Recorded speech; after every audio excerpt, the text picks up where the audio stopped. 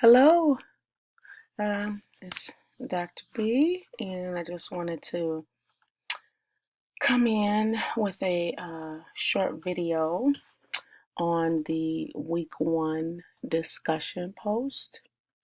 And so I have it up here on the screen, and I wanted to make sure that everyone understood the question, so that's why I'm posting this video in here. Here's the main instructions. So it's kind of like a two-part question, I guess you could say. First, you're to identify a period of development, and you would go to table 1-1 here, which is on page 6, and it just lists the periods of development. So you can just pick those, of course, for depending on the person that you have, it may be easier to choose one period of development over another, but that's where you would come for that. Okay, that's prenatal through middle adult, or this probably goes up to late adult, but won't need to use that. And then you're going to come here to figure 1-2, okay, where you will pick one of these domains of development. All right, so either physical, cognitive, social, or emotional. And then once you've picked the stage of development and a domain of development, then for the person that you're assigned based on your last name, you will give examples of these 4 assumptions based on your perception of the video. Okay, so say if I'm just going to pick a random person. Say I'm doing a video on Janet Jackson. I just saw something on the TV that she had a baby, so that was on my head. But um, I'd pick when she was maybe an adolescent.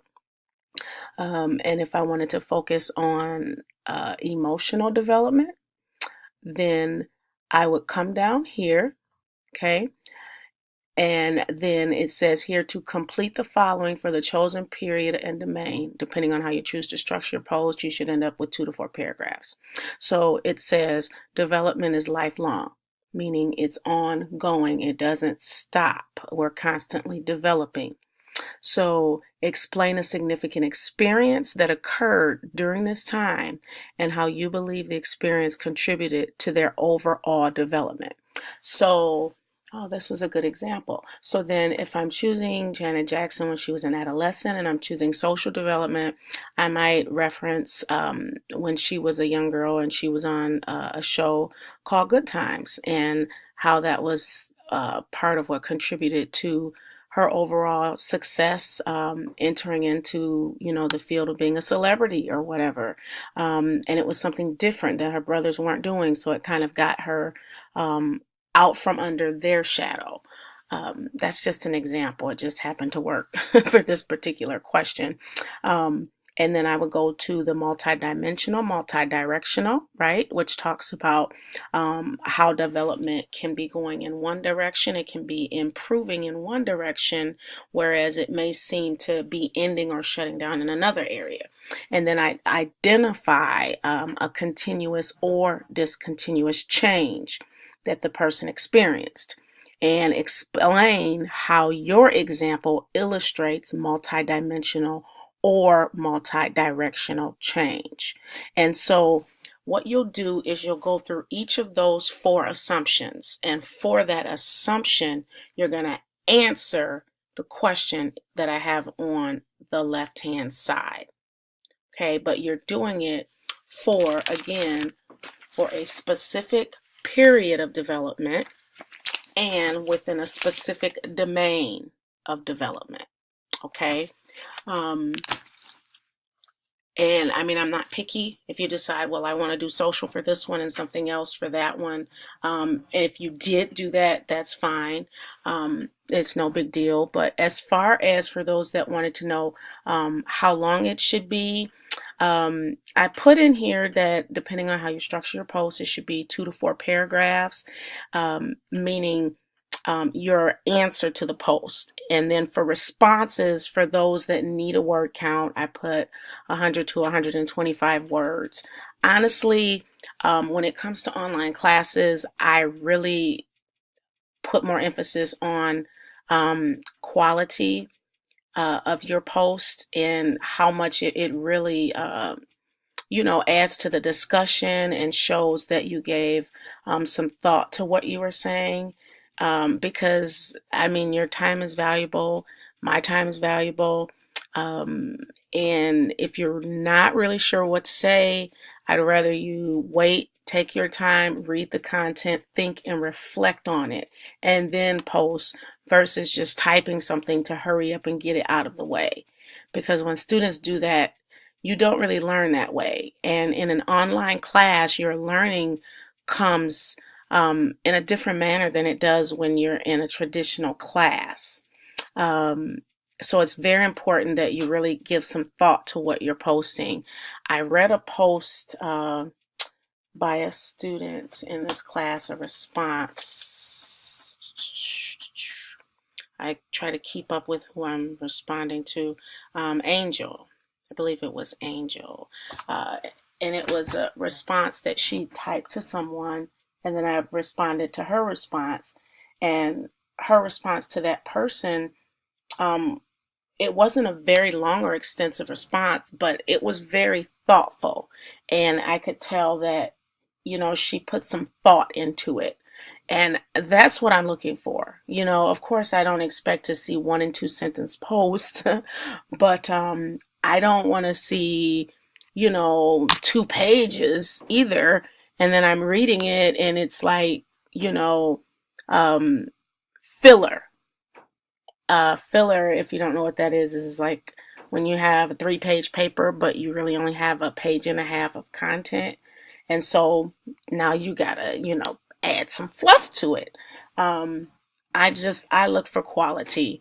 And so I'll try to keep giving you, like a general guideline. That's why I put 2 to 4 pages. So, it can be in paragraph form, which some of you have done.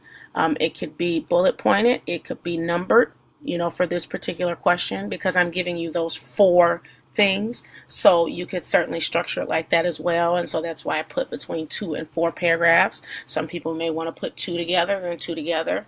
You have liberty to do that. And I'll also try to keep sending videos each week, and filling in some of the blanks, some of the things that I think you may need to know that's not necessarily typed into the actual question. But I am getting your emails and trying to respond to them as quickly as I can. Um, I don't. I don't have a problem with you guys posting video questions as well. Whatever it is that you think will get your information there quicker. And at some point in the class, if it seems like there's a few of you or even one of you, doesn't matter, that you'd like to do more of like a video conference, you know, we can certainly do that and just kind of discuss over what platform that we'd want to do that over. It's something we would have to schedule, but I'm certainly open to that. It's nothing worse than being in an online class and feeling lost. And again, with this having that fieldwork component, I kind of anticipated that there would be, a lot of questions about that. I have sent out Robin's information. Her and Jennifer Jones can be contacted with questions when you can't reach me, or if it's a question and I answered it and it seemed like I just need to know just a little bit more, especially with the fieldwork stuff. You can certainly don't hesitate to call them because they're on campus pretty much every day, I think. And so they're a little bit more accessible than I am. And they've been doing the fieldwork stuff a lot longer. So, and I think that's about it. So try to keep my videos short and sweet for you. I hope that you all have a wonderful evening. It's 2:30, a wonderful morning. Maybe one day you'll get a video when I'm not in an insomnia mode. But I will see you guys later. Have a good night. Bye.